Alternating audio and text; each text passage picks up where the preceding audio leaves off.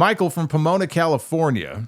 Let's say in an alternate universe, John Cena goes back on his word of retirement and goes to AEW in 2026. He signs a 2-year contract that is pretty much given the same deal he has in WWE currently, where he can come in, work some programs, and take some time off to film movies.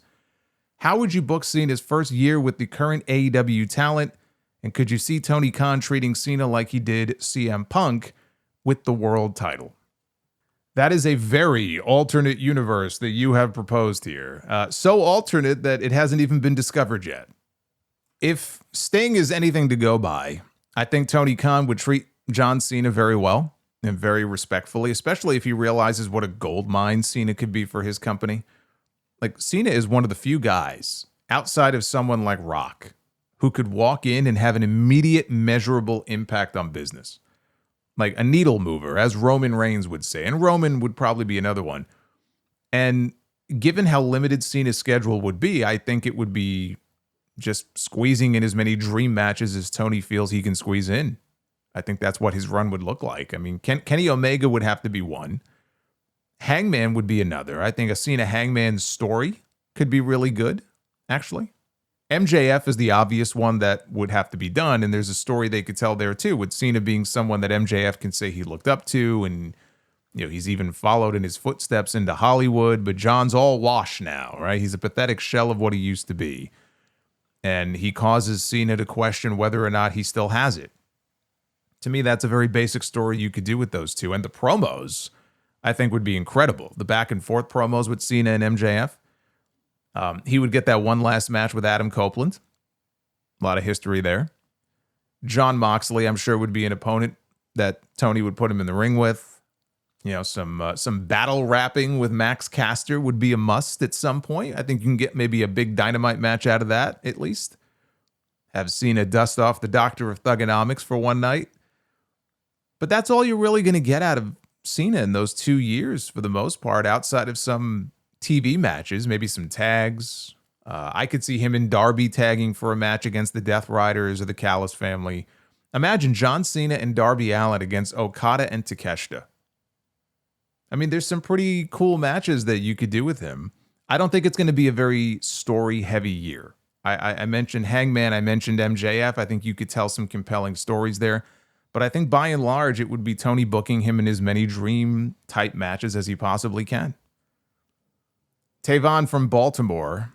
Recently, The Rock and Mark Kerr sat down for a Sports Illustrated interview with each other for the Smashing Machine movie.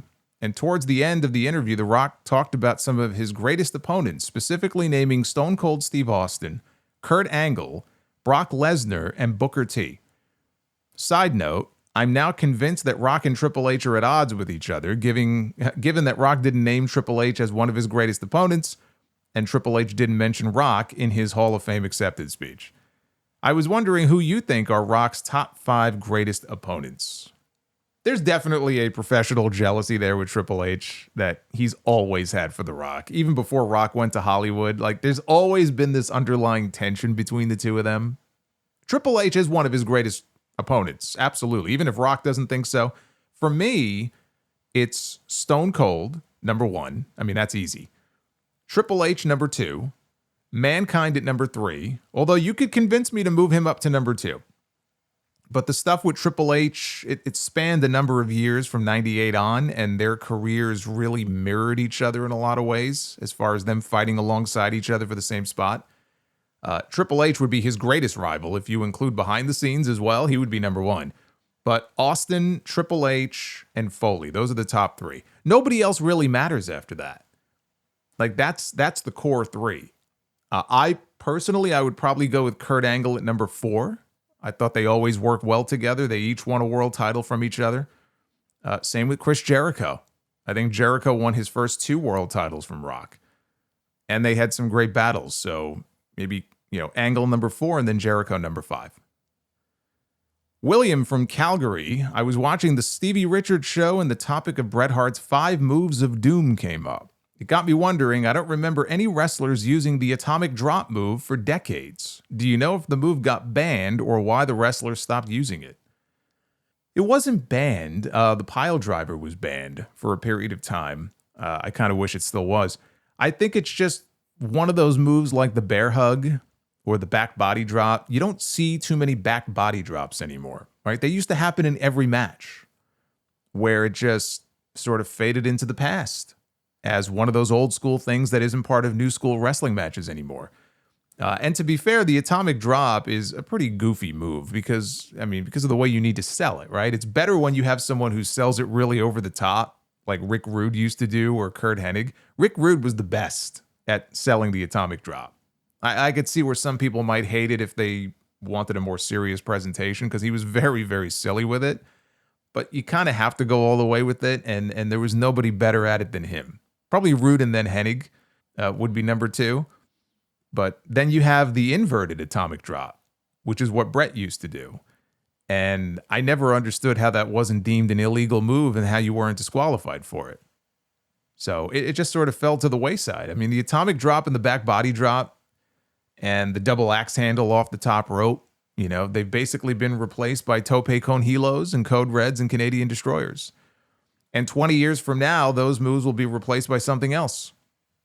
It's the evolution of wrestling. Kevin from Boise, Idaho. My girlfriend had been watching wrestling with me for a few months, and just now after Raw, she asked me, how is spraying mist not a disqualification? Or if the referee didn't see it happening, at the very least, they would see clear evidence of the victim being showered with strange colors. When I said, babe, it's wrestling, she wasn't satisfied with the answer. She should be a podcaster. Her follow-up question was, why is it always the Japanese who do it? I facepalmed so hard when she asked that. Help me, my brother. I think your girlfriend is asking all the right questions. It's completely logical. It became a trope in wrestling that the evil Japanese star would spray mist after Great Muta did it. Actually, no, it wasn't Great Muta. It was, who first did it? Great Kabuki. Great Kabuki used the mist first. And then Muta. And others since then, you had like Tajiri and Nakamura and Asuka. Just tell your girlfriend that all of the referees are colorblind, right? For all they know, it's just a lot of sweat.